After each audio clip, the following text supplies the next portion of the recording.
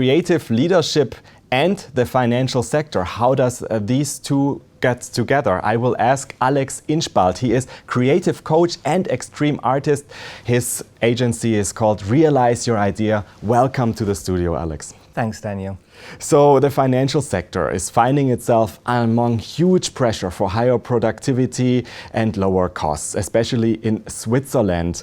So the Swiss financial sector sees itself actually in a backlog right now with huge drive for fintech innovations.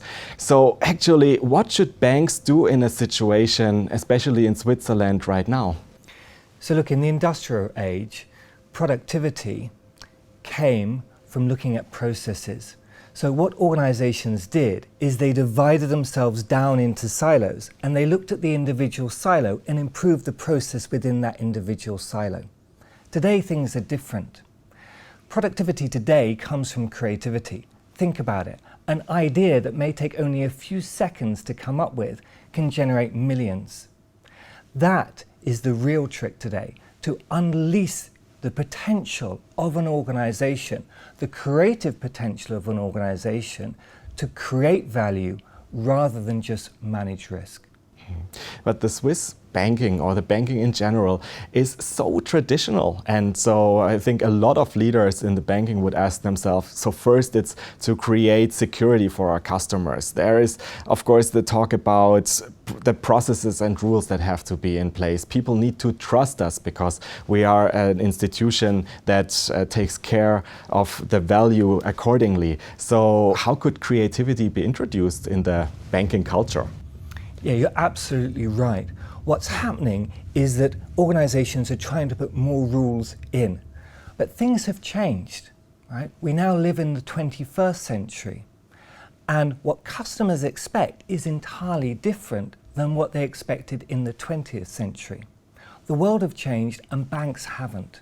Take an example from China. Just recently, Alibaba, the biggest e-commerce organization in the world with 300 million customers, launched a bank called My Bank, and it's for the small guys, not the big guys. That's the proposition.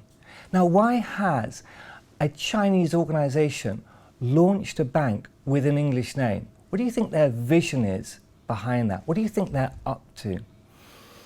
If you think about 10 years in the future, what's going to happen to the big banks in Switzerland if they have competitors like this being innovative and focusing on generating customer value? So the idea is really to open up the perspectives again and to introduce creativity also into the leadership, or especially into the leadership of these organizations. But what is creative leadership actually about? Can you explain it? Sure. So creative leadership works on a couple of levels. The traditional hierarchical, pyramidal approach creates enormous problems. It traps potential at the bottom of the organization, and at the top of the organization, individuals receive more information than ever. Did you know that 90% of the world's information has been produced in the last 2 years? 90%. That means at the top of the organization, if you try and run it in a traditional way, you'll either get overwhelmed, overtaken by competitors, or taken over, which has happened time and time again. And at the bottom of the organization, you have enormous creative potential. In fact, potential which could tackle the problems at the top. But because of the way that the processes are set up, they drive a wedge between top and bottom.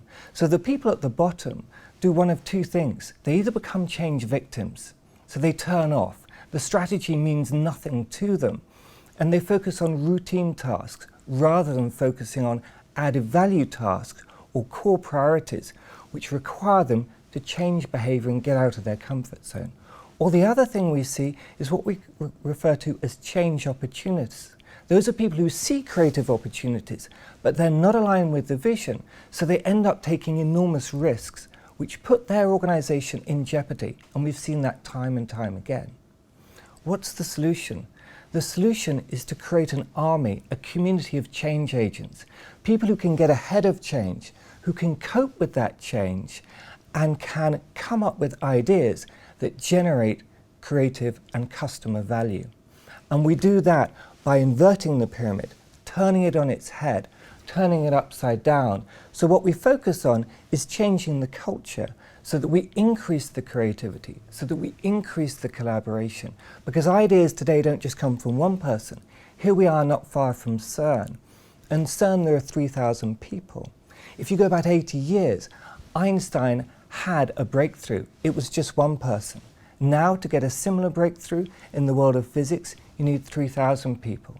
So creativity is about collaboration, and that's what creative leadership is ultimately about. Sounds very intriguing. Can you make again clear what is the role of the leadership? What is the role of employees in this model? Sure. So the role of leaders is still to come up with an inspiring vision. In fact, today a vision is more important than ever. In fact, the V in customer leadership not only stands for value, it also stands for vision. But what's also important is that that vision releases the potential of the employees. So the second role of the leader is to facilitate and release that creative potential within the organization. And the role of the employee is to constantly adapt to change and learn how to become a change agent so that they can constantly add customer value. So what else do you do, Alex? So I run workshops, and I also run masterclasses, and I also give talks. In fact, in mid-October I'm launching a new program, a new series of masterclasses called Break Free Creativity, and the titles are things like Unleash Your Creativity, Define Your Personal Vision, and Become a Change Agent.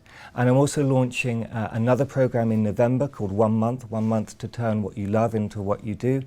And I'm specifically focused on a new product, which you just mentioned, creative leadership, and how that works in the finance sector. And that is something I'm really excited about.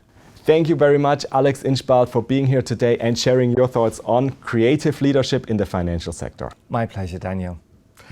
And thanks for watching. Do make sure to keep clicking back on the Dukascopy TV website for latest updates and exclusive interviews like this. Have a great day and see you next time.